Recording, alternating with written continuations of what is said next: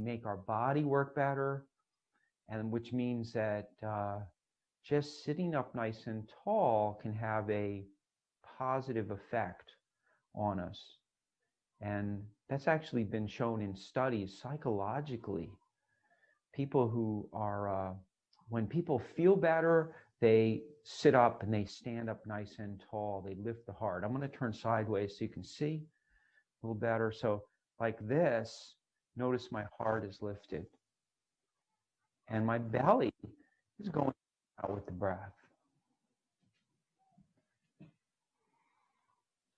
And that psychological effect, it works both ways. When maybe we're not feeling as positive as we might want, just by having better posture, by really lifting up and opening the heart, it makes us feel better. So the posture makes us feel better, and feeling better makes better posture. So let's go ahead, and if you want, you can close your eyes for a moment. You can even rest your hand on your belly. And you can rest the other hand, if you want, right on where your heart is. So you can feel the torso going in and out with the breath.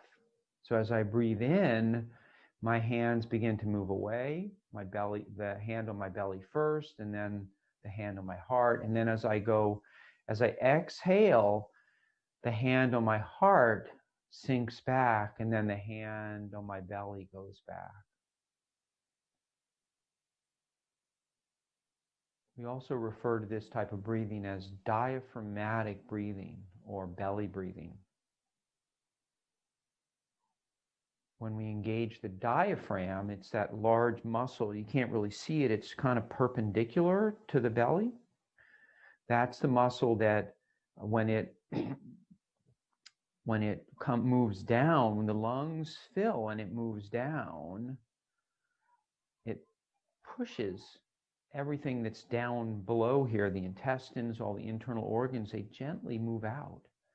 And then as we exhale, as the diaphragm goes back up, all the organs gently come back into place.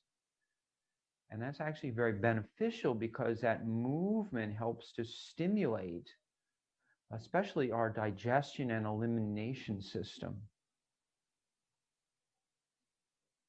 Our digestion and elimination system. So it helps with that. And we feel a little bit of movement, less movement up top than down below. So don't expect a lot of movement up here, but you'll feel the ribs expanding and also the chest opening a little bit. Maybe the collarbones move apart slightly. And let's add some movement to it. Actually, let's begin with the sound of Om.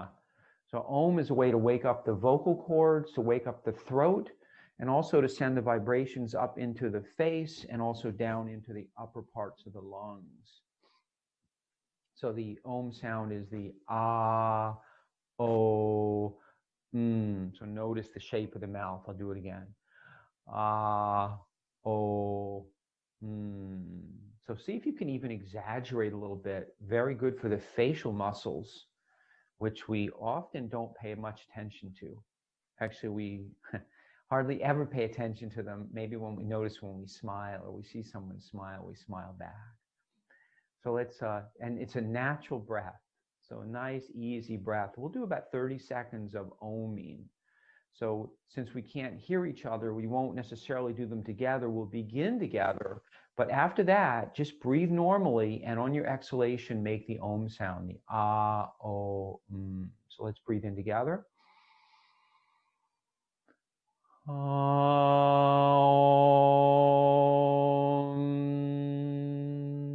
Relaxing the face and the eyes.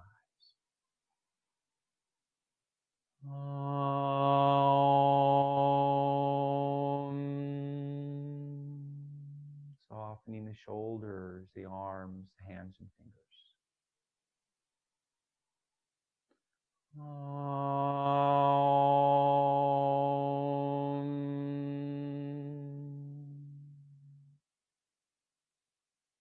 One last time.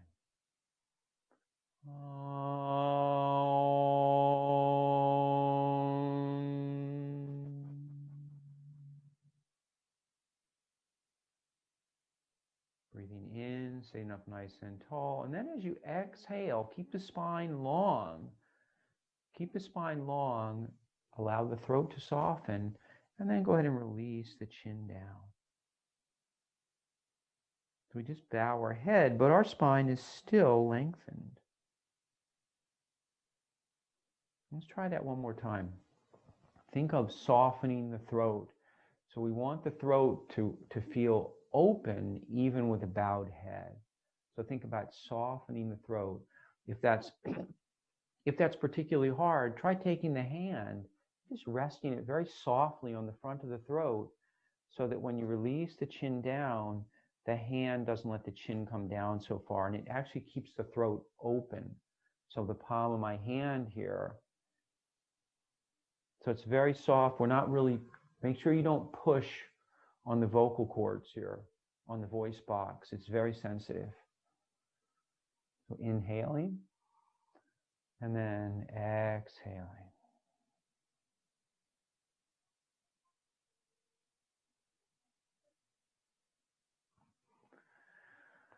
And then inhale, sit up nice and tall, and take a few breaths. So it's a little cooler today, so notice that I'm ready for that. I have my socks on. It's not even winter yet. I do have the window open slightly because the fresh air is nice. But we're going to do a little bit more warming up here. Going slightly faster with the breathing, not fast breathing. So this is sort of slow.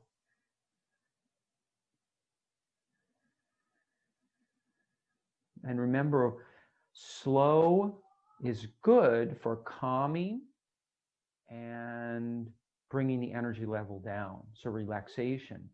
A little faster breathing, faster movements, a little faster breathing is a way to increase the oxygen in the body, to raise the energy level and potentially raise the temperature a little, right? If you'll notice when you do something aerobic, you have to breathe faster.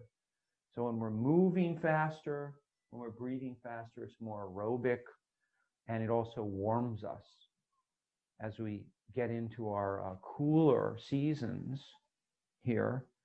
That'll be important because we want to make sure that, we have circulation, warming the body, better circulation in the hands and fingers, in the extremities especially, and the fingers and toes. Actually, let's do this. Let's just wiggle the fingers, and then wiggle the toes. And then spread the fingers and spread the toes. So notice it's hard to see with my socks on, so I'm going to take them off. When I lift up, so keep moving those fingers and toes. Even if I stop, you can stop if you want, but if you can, keep going. So notice they lift up and then they spread a little bit. And some people can spread their fingers really wide, and some people can spread their toes really wide. My toes spread a little bit. Some people can really spread their toes. It takes practice, actually. It takes practice. And I think some people's toes are just better at it. Maybe longer toes might spread more easily. I don't know. It's just a guess. And the hands too. And then go ahead and we're going to lift the fingers and spread the fingers. So notice how the back of my hand curves slightly, but without overstraining. So maybe 50% effort. So if you do too much, if you do too much effort, the tension tends to travel to other parts of the body, like the face and the jaw and the eyes. So we want to avoid that. We'd like to do these exercises and keep the face still, maybe even smile. And see if you can feel the bottoms of the feet here. And also feel the palms as they open. So what's happening with the palms is the skin is spreading. So there's a relaxation, the palms soften, And they get shorter like this. They get cupped. And then as the skin spreads, the fingers widen. And then come back down. And let's add some movement to it. So let's inhale. So some bigger movements so we can warm up a little bit more. But very important, fingers and toes, very important. Without good toes, it's hard to balance when we walk. And of course, toes can be very sensitive. Always good to encourage being able to feel the toes. When we can feel part of the body, we can actually do something with it. We can move it. Inhaling. And notice this is slightly faster. Usually I'd be going kind of slow, maybe like this. And if you'd like, if you're feeling energetic, too energetic, you can go slower. And if you're feeling lethargic, try going a little faster. You can even give a little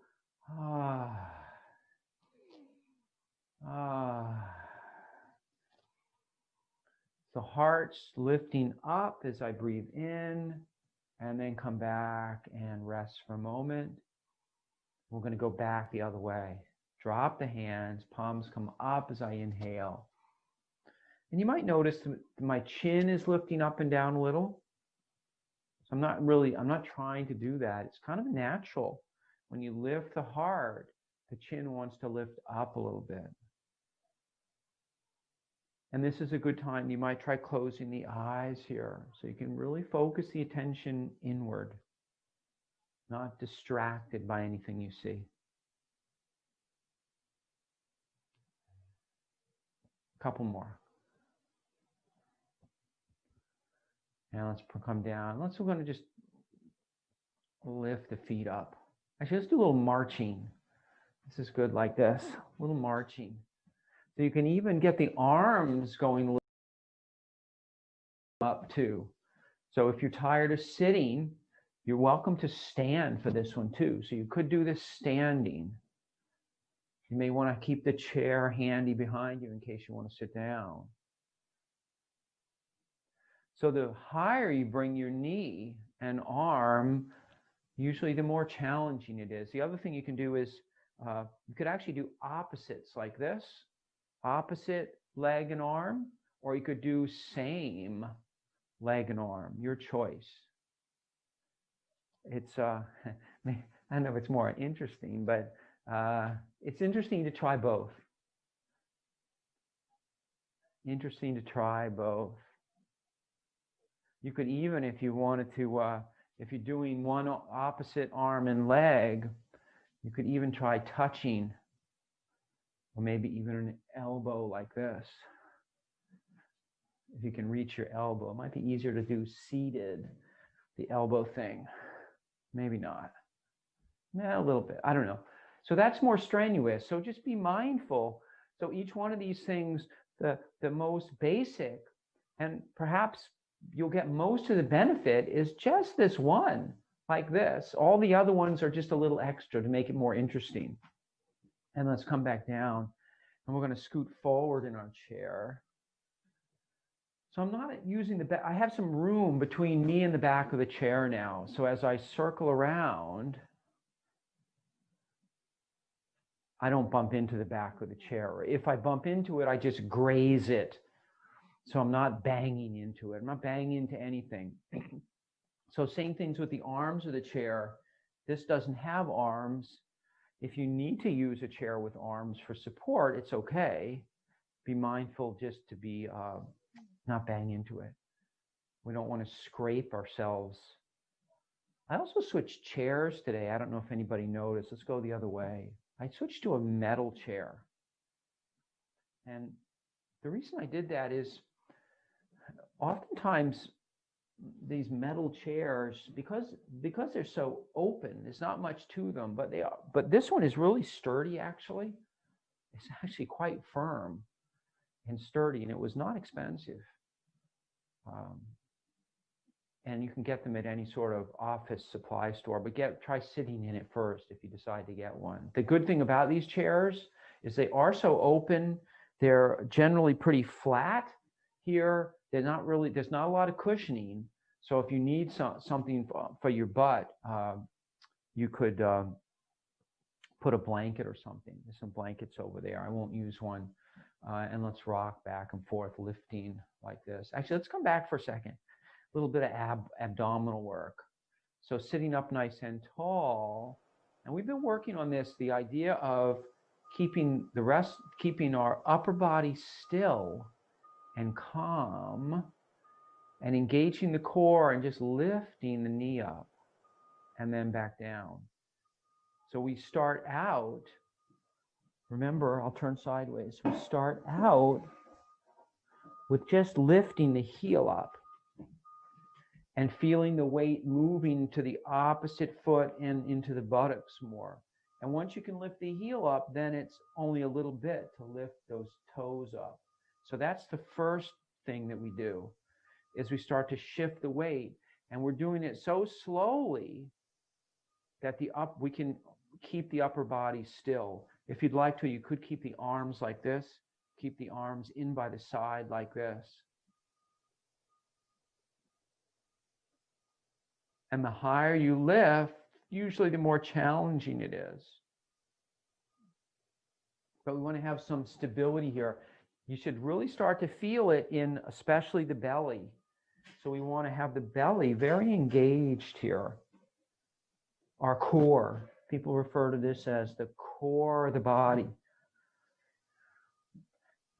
So in yoga, one of the ways that we support the spine to allow it to extend, in order for the spine to extend, it needs stability down here in the pelvis and the core of the body and the lower back.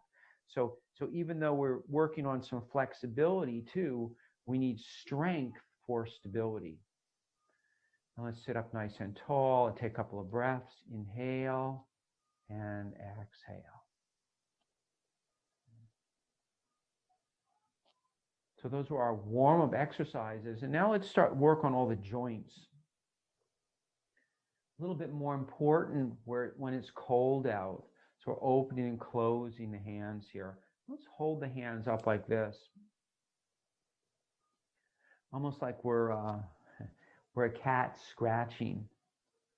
Sometimes I have a cat and he goes outside, or he's outside a lot.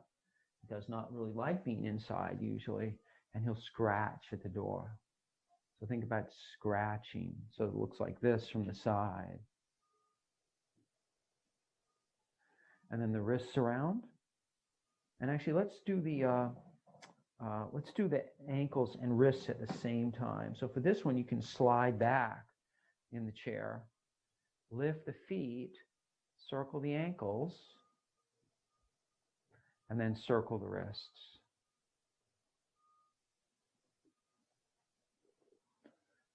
And I'm using the back of the chair here for support. So you don't have to. It's harder though to not use it, especially when you get both feet off the floor. It's really hard to keep the spine extended without the back of the chair.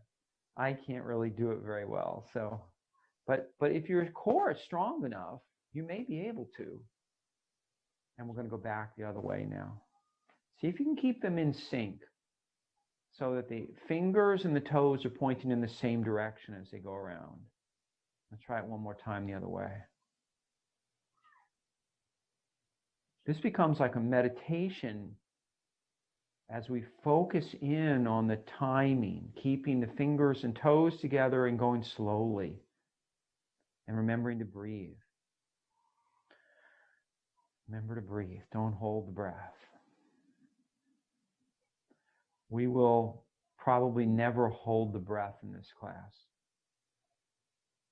People think of yoga, some breathing exercises in yoga as holding the breath, and there are some, but they're very uncommon. And oftentimes the holding the breath is associated with more of a relaxing the breath, so that you don't even need to breathe. But that's kind of different. We're not going to do that today. We're going to lift up the feet and extend the legs. So if you need to adjust yourself in the chair so that you've got that good posture, that good feeling, that lifting of the heart, and as you lift the foot up, lift the spine up too, lift the chest up at the same time. And you'll find that the two they pull on each other a little bit. So it may be a little bit harder to extend the leg as you lift the spine up. And that's not surprising because all the muscles are interconnected in the body by a system of fascia. And those are the coverings on the muscles. And we're starting to understand the fascia system more than we used to. People used to actually not think anything about it at all, but they're recognizing that the fascia can also limit the mobility of the muscles. The fascia are like, if you some cuts of meat have like almost like not a skin but a membrane on them. So that's the same idea. It's this covering on the muscles.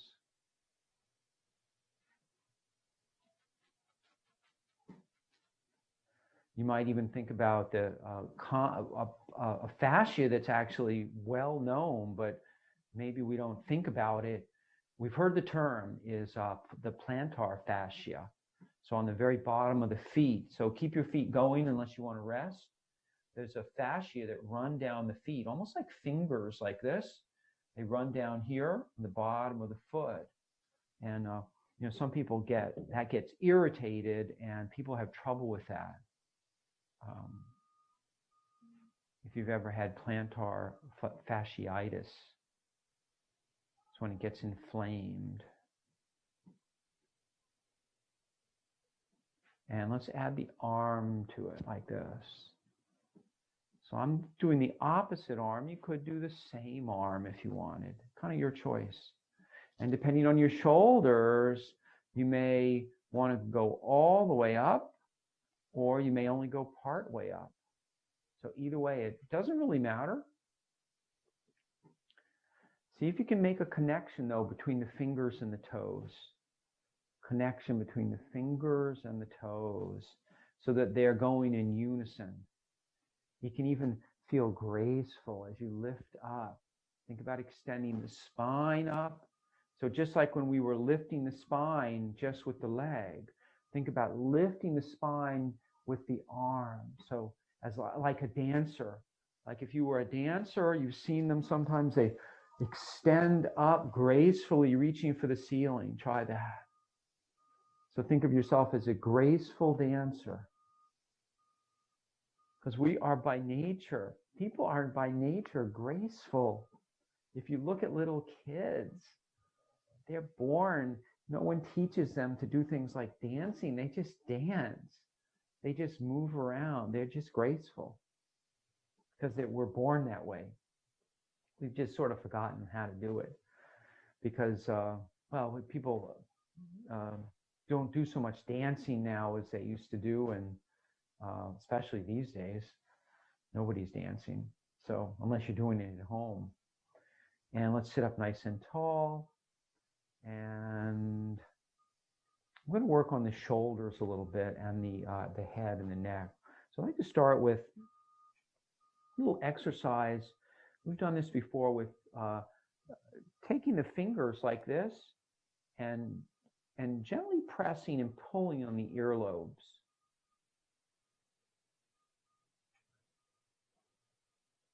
So there's a connection between the fascia on the ears go down to the neck, and it can make the neck slightly easier to turn. And this also in Chinese medicine, they talk about this being good for your heart. So this doesn't hurt. I'm not hurting myself when I do this. I gently squeeze and then pull, kind of like, Mickey Mouse, right? Like you have big mouse ears. And then they spring back, kind of let them go. And they spring back. And let's do the neck. So lifting the chin up and down.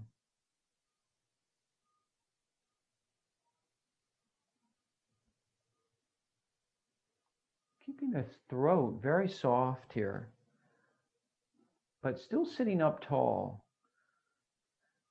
So see if when you lift the chin up, if you can sit up a little taller and breathe in on the way up, and then exhale on the way down, and in and out. And this is a place where if you have something to put between your knees, block or a rolled up towel, really a cushion, anything, it's a nice way to engage these inner thigh muscles, the adductors. You don't have to, it's not necessary, but it's a little extra. So lifting up and down. And then we're going to go to the side. This is dropping the ear towards the shoulder. So think about it that way. The ear relaxes down towards the shoulder. And then the top of the neck automatically stretches just from the weight of the head.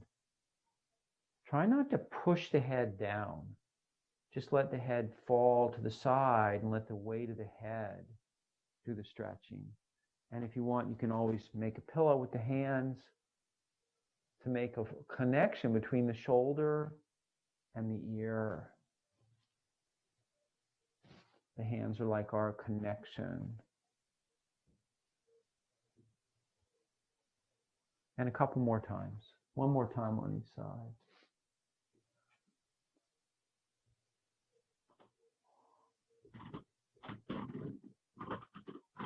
We'll come back up, and then we'll turn side to side like this. Let's swing one hand back and forth.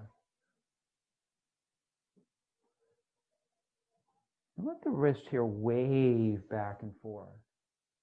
So notice that when my hand is going backwards, like a backhand in tennis, my wrist is slightly bent like this. And then when I go back the other way, my wrist is bent back like this. I'm not pushing my wrist. I'm not forcing my hand one way or the other. I'm just sort of letting it bend with the movement. A little bit like this movement, right? This natural movement, the wrist tends to bend down. So see if you can find that natural. Let's try the other side now. So keep going with that side. So there's this movement back and forth. And then come back. And let's do some circling. So we're going to hold both hands out like this. I'm going to start with some small circles. And then start to make them a little larger. Notice the hands are right in front of me. And the elbows are bent, the shoulders are relaxed. And I start to make them a little bigger. I only go so far, the size, I only go so far as my shoulders feel comfortable. So if I start to make bigger circles, my hands are going up higher, but my shoulders bother me, I'm going too far. But if your shoulders feel great, you can go big, giant circles if you want. And now we're going to start to make the circles go a little. Actually, let's go the other way. Change directions here. A good place to change directions. And now begin to make the circles a little smaller. See if you can keep that spiral going. So imagine instead of just a circle, you're spiraling in. Try to visualize the shape of the spiral going in and getting smaller until you finally get to the middle and you get a very small circle. And then we stop. We're going to hold the arms out and bring the arms out to the side and then cross like this.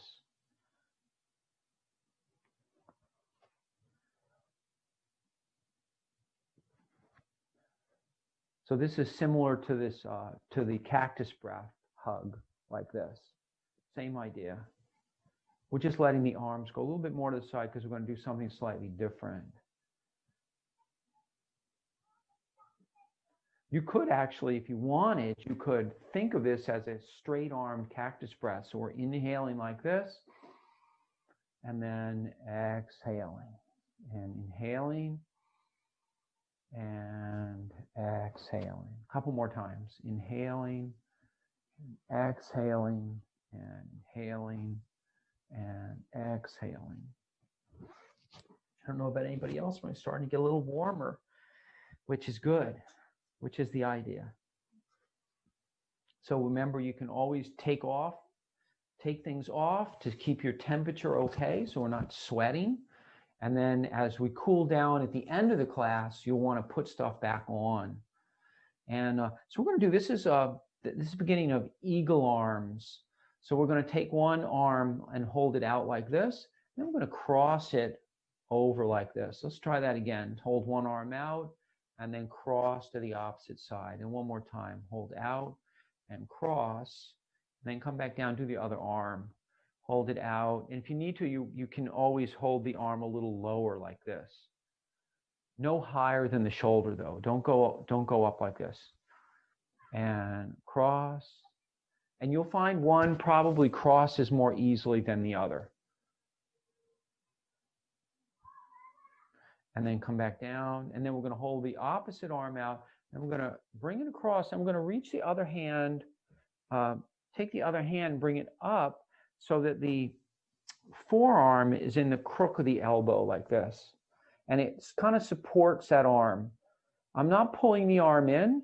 I'm just letting the arm rest in the crook of the elbow like this.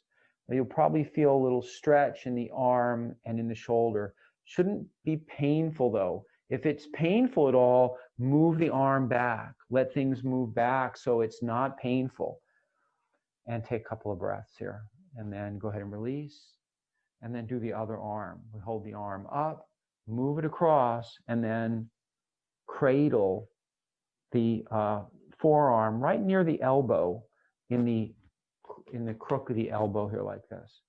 So my arm, this arm that's fingers are pointing up, is holding this arm. This arm can relax a little bit. And take a couple of breaths here. So this is the beginning of eagle pose. Let's do that one more time.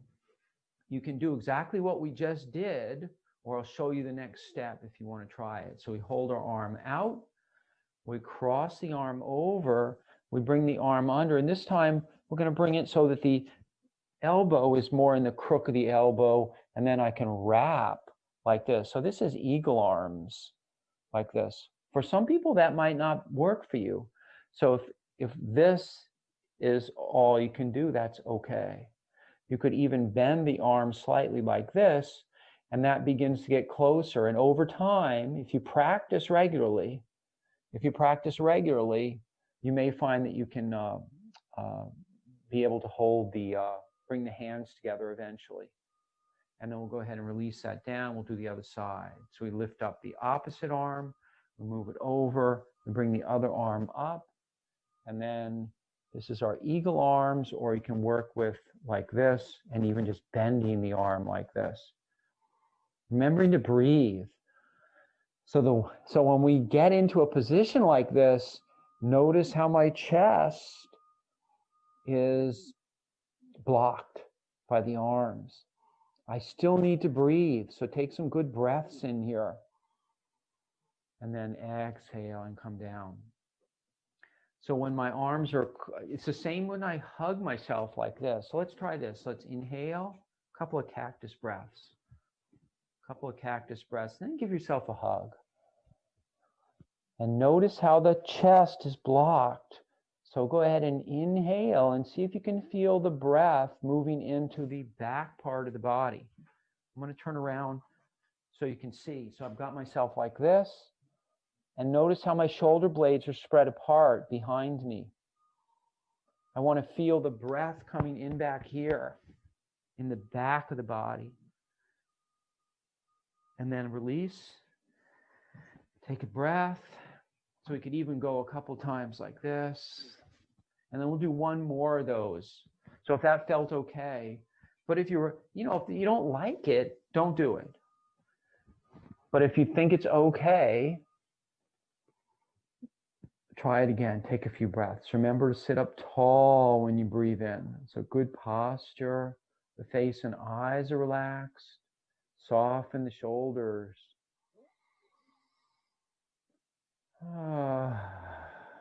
And then release down.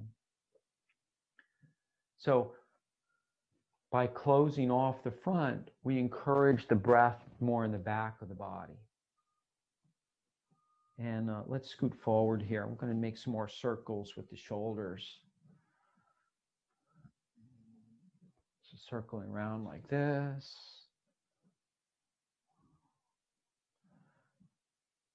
And then the opposite way. And sitting up nice and tall.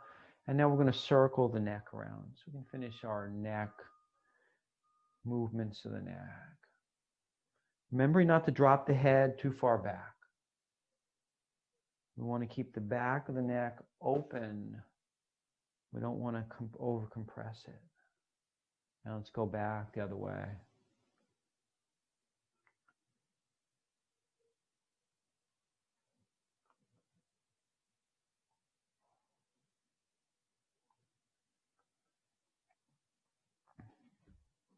And let's rock from side to side. So lifting one foot up. I'm going to do a little bit more ab work here. Thinking about noticing, feeling when you lift your foot up, this contracting, but especially the abdominal muscles here, on the a little bit on the sides and also the fronts. And see if you can feel that contraction here in the belly. When we can begin to feel what our muscles are doing, we get better control over them, and we're better able to strengthen them and get them to do what we want. And that's a good thing, getting our muscles to do what we tell them to do. So if anybody has a dog, you want your dog to do what you tell it to do. It often doesn't, but it needs training. And if you train your dog or you train your muscles, they work a lot better. They do require work, though, and can be a lot of patience too, especially as we get older. It doesn't come as easily.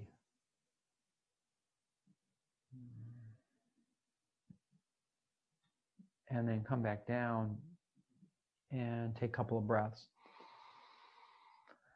I'm going to bend the spine in 6 ways. So this helps to bring some suppleness to the spine. So bending the spine in 6 ways, we have flexion and extension. So flexion is, I'll turn sideways so you can see. You could also think about this if you've ever done cat and cow on the floor. It's the same idea. So if I was on the floor, like if the floor was right here, and I put my hands out, let's even try this. This is our seated cat and cow, 90 degrees to the floor. Put your hands out as if they were on the floor. And then I'm going to inhale, and I'm going to lift my heart forward. So notice there's a slight curve going in the back. And then I'm going to exhale, and there's a little bit of rounding in the back. So I'm going to inhale and exhale. And whenever you're ready, you can bring the hands down to the knees and straighten the arms here. So keep the same movement in the spine, but the arms are at a slightly different, instead of the arms being straight like this, they're down, they're holding the knees. So my arms are actually supporting my shoulders here. And my arms are relatively straight as I inhale and lift, exhale, round. You might notice that the pelvis is tipping slightly back and forth, and that the chin is lifting up and down. This would be the same as in cat and cow. This is another one where if you have a block, you could put a block between the thighs as a way to engage the inner thigh muscles. That also helps to engage the buttock muscles a little bit. When we engage the inner thighs, there's a ripple effect, and sometimes we get a little bit more going in the pelvic area. The core muscles engage a little bit more. You could even, if you don't have a block, this is good, actually. If you don't have a block, take your hands like this and keep making a fist like this. Bring them together and make them firm, but without, there's not overly tensed, just enough to be able to squeeze the legs without deforming the hands. So I'm keeping my hands firm and squeezing gently as I lift. And notice we talked about the arms being straight or being still, and notice the arms aren't moving now. Depending on the length of your arms, if you have long arms, you may be able to reach your hands all the way out where the knees are. If you have shorter arms, you may want to have them in closer to the groin. So we still want to be able to sit up tall when we inhale. And then, so that's bending the spine. Flexion. So flexion is this slight back bending like this. This is a flexion of the spine. And this, I'm sorry, this is extension of the spine. This is flexion, this rounding. And then we're going to do a lateral extension. So we're going to bring the hands like this, and we're going to start just by leaning a little bit. And then as you lean, lift up towards the sky. Notice I'm reaching up towards the ceiling. I'm not going to the side yet. I'm reaching up like this first to build length between the hip and the fingertips. So this whole side is stretching by lengthening up. If your shoulders bother you, try resting the hands like this on the shoulder and just lifting the elbows. See if that helps. So notice either way, there's this opening in the ribs. Keep that foot pressing down. So there's a little action of the foot pressing as the elbow or the arm is lifting up. So it's kind of like the whole side of the body. And you could even do this standing. If you wanted, this would be one where you could stand and reach up. So your choice here, standing or seated. And the weight is shifting. So when I reach up with this hand, notice my other foot lifts slightly. My heel lifts off. And you could do that seated as well if you wanted. It feels a little more natural this way. Standing, and the heel naturally lifts up. And the weight is shifting. I could even lift up this foot like this. So that's why we're pressing the other foot down. We want the weight, that feeling of groundedness, the feeling of groundedness on one side.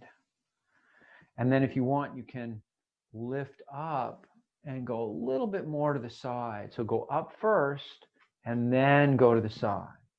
Reach for the ceiling first and then to the side. So we're inhaling and exhaling, coming back. And inhaling and exhale back. One more on each side. Inhaling and exhale back. We always want to do this without straining the sides. So we don't want cramping on the sides. We don't want to feel like things are overstretched. I've noticed too, and you might notice I was coughing a little bit.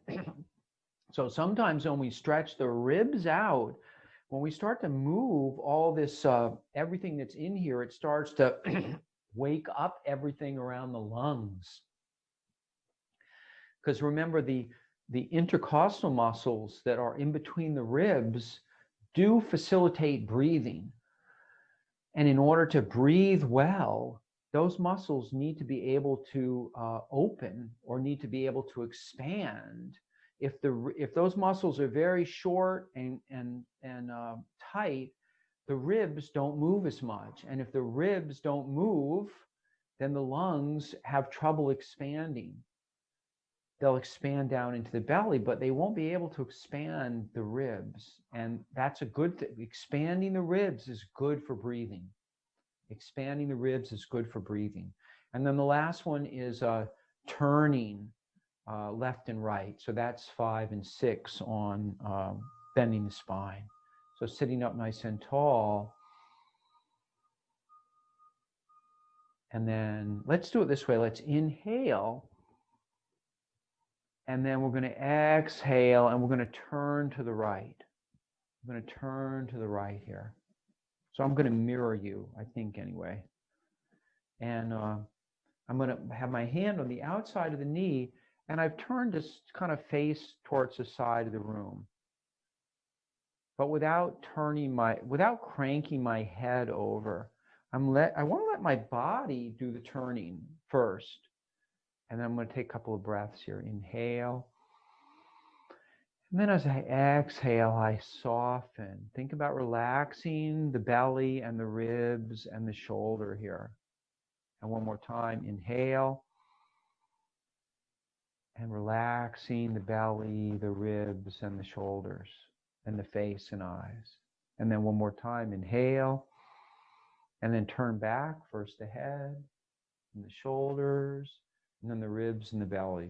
So it's a passive twist, which means that we get into the position and use the breath to facilitate what we want, to facilitate the turning. So we're going to inhale to help lift. So we use the arms to help extend the spine and get lift. And then as we exhale, we let the arms float down to the opposite side. You could even, if you have a chair, I don't know if you can see, but I'm going to reach my hand back here. Or you could even reach your hand onto the back of the chair back here. But any place that you can get a place to rest the hand so that it stays in its place. And I'm going to inhale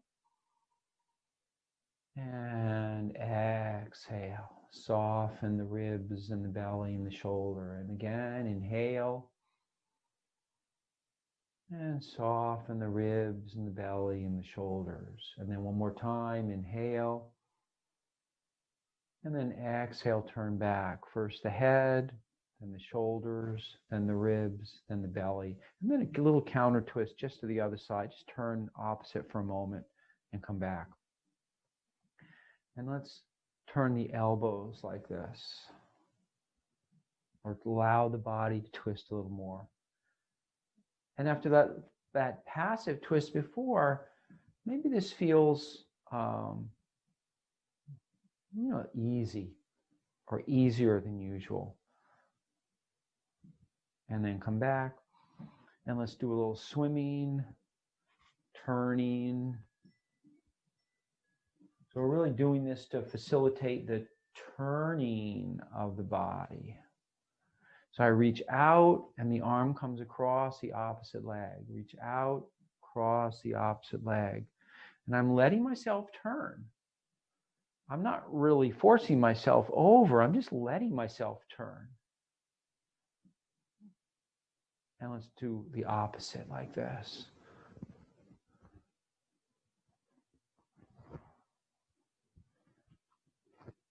Not too much opening of the shoulder here, just a little bit. The hand is kind of almost like I'm wiping my brow here with my hand like this. If I had hair, I would say I'm moving the hair back out of my eyes, but I don't usually have that trouble. I am trying to grow my hair a little bit. I don't know if anybody can see, but it's, I have been to the barber once since the beginning of our COVID. So it looks a little better than it did. And I'm going to sit up nice and tall and take a couple of breaths. And we're going to stand up. And we're going to do our balance pose. Remember, you have your chair. Feel free to use your chair. We're going to do tree pose today. Coming into mountain pose first. Mountain pose, we want to feel balanced on the feet. We bend the knees slightly. We straighten the legs as the thighs move back. So try it one more time. So it's a very slight bend in the knees. And then I press my thighs back to straighten the knees. That's going to lift the kneecaps up and help support the pelvis like this. And then the belly moves in slightly. So there's a firmness here, firmness in the buttocks, firmness here. So the core here, here, here, all firm, stabilizes the pelvis. So we stand up nice and tall and pat one leg like this. This is our straight leg. Press that foot firmly and then turn the opposite one out to begin. So there's, see if you can tap the foot here, the toes for a moment. And then if you want, you can bring the sole on the inside of the calf. You're also welcome, if you want, you could bring the heel up into the groin on the inside of the thigh if that's accessible for you. And then we're going to add the arms. You're going to inhale. And if you need to touch down, feel free. See if you can find a drishti point, that point of concentration. Focus your gaze there. See if you can smile. See if you can keep some lightness. Feel like the pose is light. So it's not a chore. Trees are beautiful. And then go ahead and come on down. Do the other side. Actually, let's just swing the arms for a moment. So find some evenness now. Evenness in the feet, evenness in the shoulders and arms, and then come back to mountain pose. And bend the knees slightly, press the feet, press the thighs back, energize the quadriceps in the front, firm the buttocks up. Buttocks move together, firm the belly up. So this is our stability here. And then pat the opposite leg. Give it a pat. So this is the one that's firm, presses. We turn the opposite one out, standing up nice and tall. See if you can get a little taller here. And then if you're ready, you can bring the sole of the foot on the inside of the calf or even up onto the inner thigh. Don't put it on the knee, though. We don't want to press the knee out. It's not good for the knee joint. And then if you want, you can add the arms. Find your drishti point. Find your drishti point. Focus your attention. Remember to breathe. Feel some lightness. Feel some lightness, like you're going to take off. Like you're going to grow up towards the sun. Up towards the sun. And then go ahead and come on down. Let's swing our arms.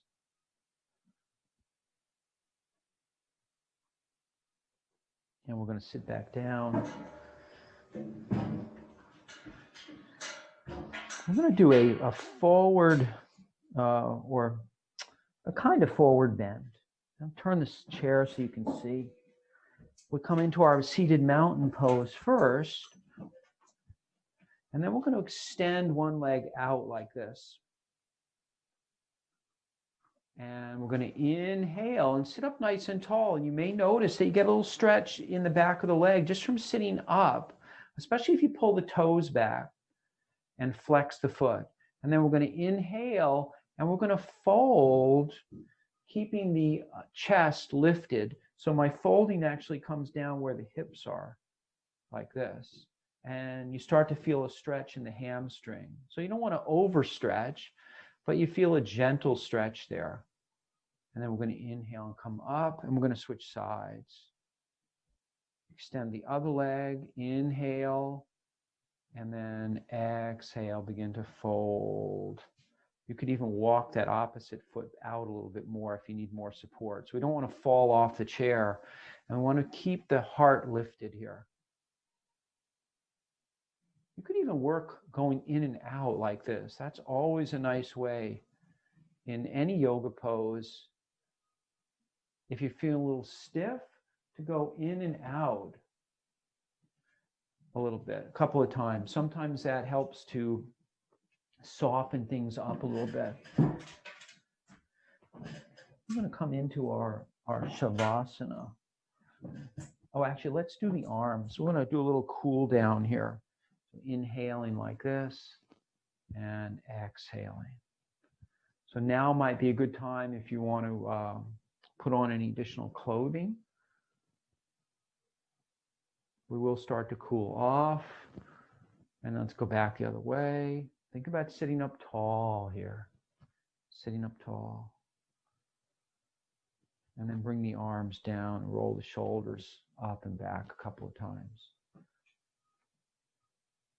So we've been doing a couple things, or I should say we've been doing with Savasana, we've been doing it so that we begin together and then we'll finish the class with the computer or whatever you're using just turned off. So you're able to continue your Savasana practice beyond our class.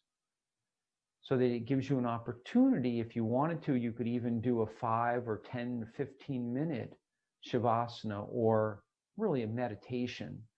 You know, there's a fine line between Shavasana and meditation. They're really kind of the same. The emphasis in Shavasana is slightly different, but it is a form of meditation. So let's sit up nice and tall. So find a seated. So the way we're going to do it is that we will end at 11:30, and you can continue on with your Shavasana as long as you want, as long as you feel like it's useful. And we've already arranged it so that the broadcast will end precisely at 11:30. So let's go ahead and sit up nice and tall.